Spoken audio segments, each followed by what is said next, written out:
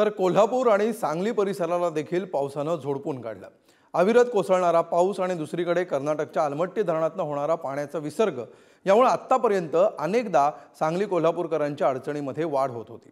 मात्र यंदा महाराष्ट्र आणि कर्नाटक राज्यामध्ये धरणातून पाणी सोडण्याबाबत समन्वयाचं चित्र दिसलं। या सगळ्या परिस्थितीचा आढावा घेणारा हा स्पेशल रिपोर्ट। कोल्हापूर जिल्ह्यात पावसाचा धुमशान सुरूच आहे। परिणामी पंचगंगा नदीने धोक्याची पातळी गाठली आहे। पंचगंगा नदीची पाणी पातळी 43 फुटांवर पोहोचली असून जिल्ह्यातील 81 बंधारे पूर्णपणे पाण्याखाली गेलेत। तसंच राधानगरी धरणाचे 7 पैकी 5 दरवाजे आतापर्यंत उघडण्यात आले।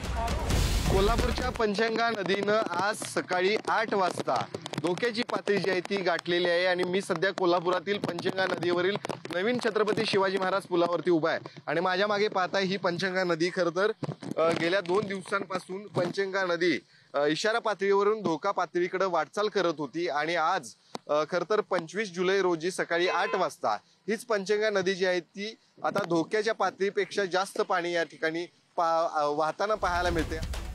कोल्हापूर जिल्ह्यातील पूरस्थितीमुळे 10 राज्यमार्ग 27 जिल्हा मार्ग बंद करण्यात आले। राधानगरी धरणातून भोगावती नदीपात्रात होणाऱ्या विसर्गामुळे पंचगंगा नदीच्या पाणी पातळीत झपाट्याने वाढ होताना दिसते। त्या पार्श्वभूमीवरती प्रयाग चिखली आणि आंबेवाडी गावाला पुराचा वेढा पडलाय।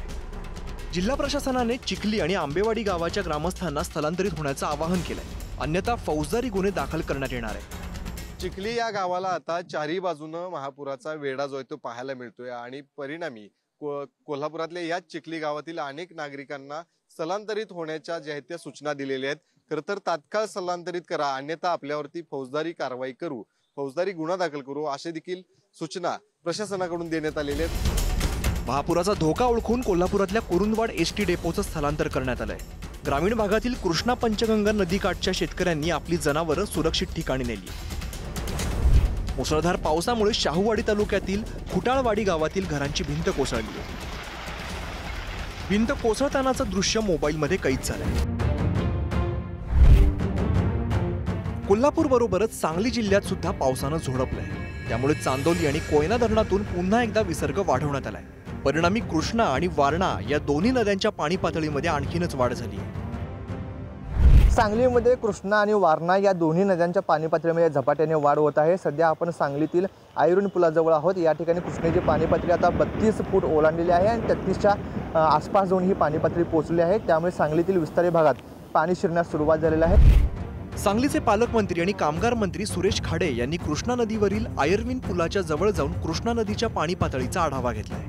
कोयना धरणातील विसर्गामुळे कृष्णा नदीच्या पाणी पातळीत वाढ होत असून नदीकाठच्या लोकांनी सतर्क राहावं असं मंत्री सुरेश खाडेंनी म्हटलंय।